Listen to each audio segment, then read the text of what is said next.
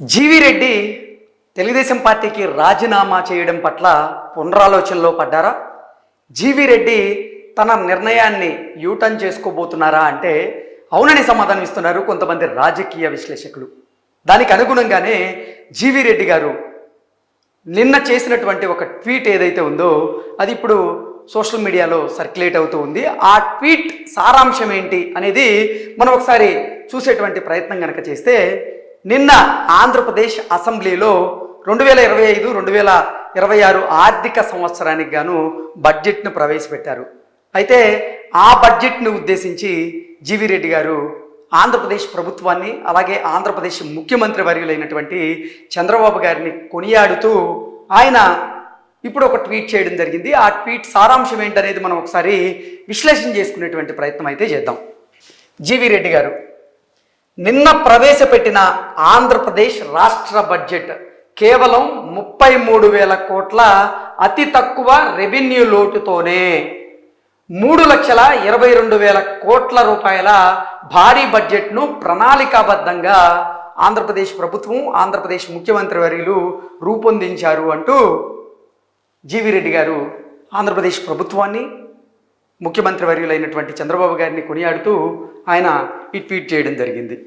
ఆ తర్వాత, నేను నా వృత్తిని కొనసాగిస్తూ రాజకీయాలకు దూరంగా ఉన్నప్పటికీ శ్రీ నారా చంద్రబాబు గారి నాయకత్వం పట్ల నాకు ఎప్పటికీ గౌరవం, అభిమానం ఉంటుంది. తక్కువ కాలంలోనే టీడీపీలోనూ అలాగే ప్రభుత్వ వ్యవస్థలోనూ నాకు గౌరవప్రదమైనటువంటి బాధ్యతలు అప్పగించడం నా జీవితంలో ఎప్పటికీ మర్చిపోలేను. ఈ అవకాశానికి నేను ఎప్పటికీ మా సార్ శ్రీ నారా చంద్రబాబు గారికి రుణపడి ఉంటాను అంటూ జీవి రెడ్డి గారు పోస్ట్ పెట్టడం జరిగింది. నిజంగా జీవి రెడ్డి గారికి చంద్రబాబు గారు అత్యంత ప్రాధాన్యతనైతే ఇచ్చారు.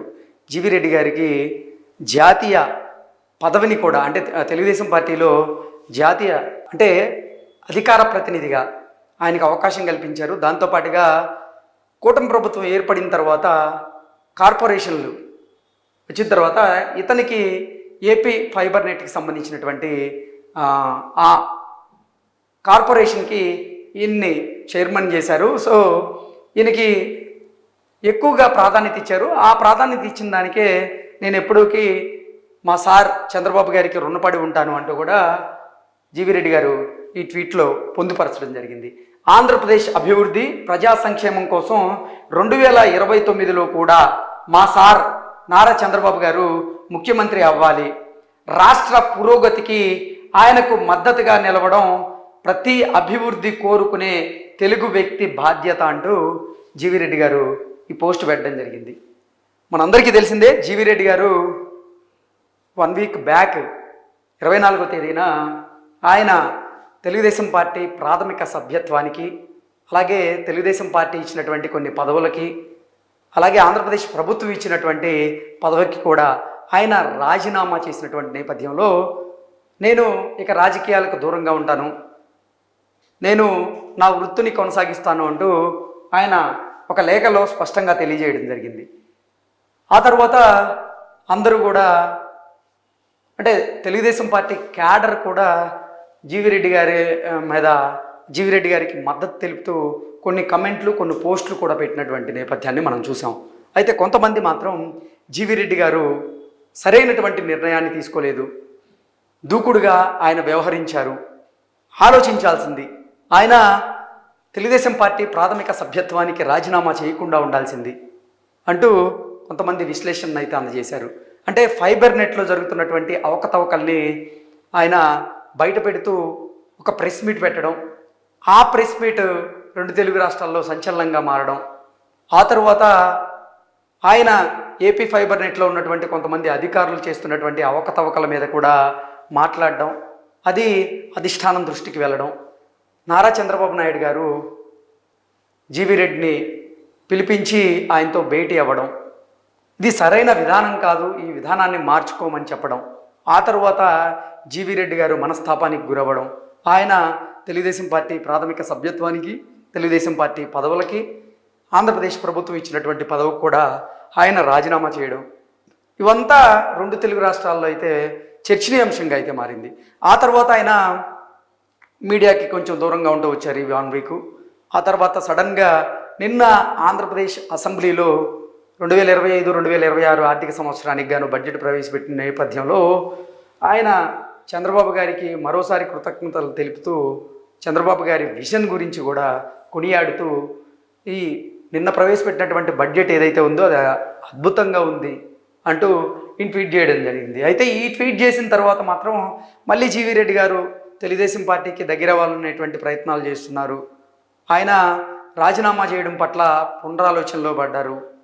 ఆయన యూటర్న్ చేసుకోవాలనేటువంటి నిర్ణయానికి వచ్చారు అన్నట్లుగా కొన్ని వార్తలు అయితే వస్తూ ఉన్నాయి. జీవీ రెడ్డి గారు మాత్రం దీంట్లో క్లియర్గా చెప్తూ ఉన్నారు, నేను నా వృత్తిని కొనసాగిస్తూ రాజకీయాలకు దూరంగా ఉన్నప్పటికీ శ్రీ నారా చంద్రబాబు నాయుడు గారి నాయకత్వం పట్ల నాకు ఎప్పటికీ గౌరవం, అభిమానం ఉంటుంది అంటూ ఆయన తెలియజేశారు. అంటే దీని ప్రకారంగా చూసుకున్నట్లయితే జీవీ రెడ్డి గారు నిజంగా తన నిర్ణయం పట్ల యూటర్న్ చేసుకుంటున్నారా, లేదంటే నిజంగానే రాజకీయాలకు దూరంగా ఉండాలనేటువంటి నిర్ణయం తీసుకుంటున్నారా అనేది మనకైతే ఒక స్పష్టమైనటువంటి అంటే ఒక స్పష్టత దీన్ని చూస్తే అర్థమవుతూ ఉంది.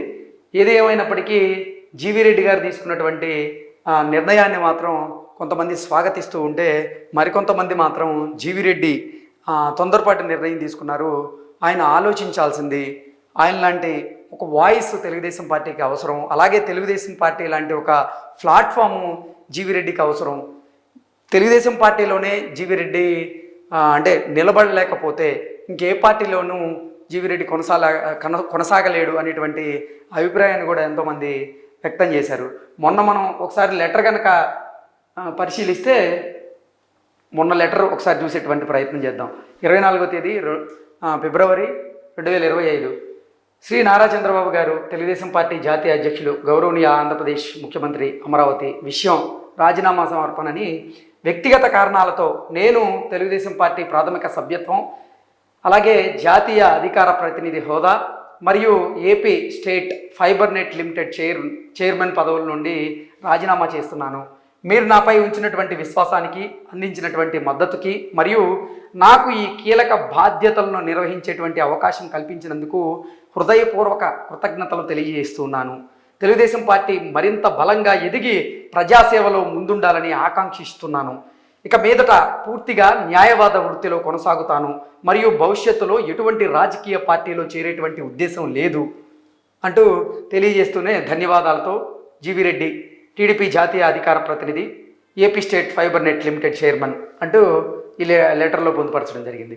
ఆ లెటర్ 24వ తేదీన ఆయన బయటికి విడుదల చేయడం జరిగింది. అయితే నిన్న 28వ తేదీ మాత్రం ఆంధ్రప్రదేశ్ బడ్జెట్ గురించి ఆయన ప్రస్తావిస్తూ ఈ పోస్ట్ పెట్టినటువంటి నేపథ్యంలో జీవీ రెడ్డి గారు తెలుగుదేశం పార్టీకి దూరం అవ్వడం లేదు, తెలుగుదేశం పార్టీలోనే ఆయన ప్రత్యక్షంగా కానీ పరోక్షంగా కానీ కొనసాగేటువంటి అవకాశం ఉంది అనేటువంటి వాదనలు అయితే మళ్ళీ తెర వెనుక వస్తూ ఉన్నాయి. జీవీ రెడ్డి ఇతర రాజకీయ పార్టీల్లో చేరేటువంటి ఉద్దేశం అయితే ఆయనకి లేదు, మళ్ళీ తెలుగుదేశం పార్టీకి దగ్గర అయ్యేందుకు ప్రయత్నం చేస్తున్నారు అన్నట్లుగా కొంతమంది అయితే రాజకీయ విశ్లేషణలు అందజేస్తూ ఉన్నారు. ఏది ఏమైనప్పటికీ కానీ జీవీ రెడ్డి గారు తీసుకున్నటువంటి నిర్ణయం పట్ల భిన్నాభిప్రాయాలు అయితే వ్యక్తమవుతూ ఉన్నాయి.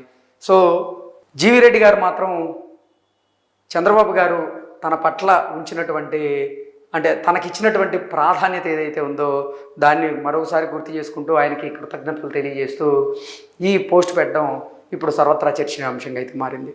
Thank you so much.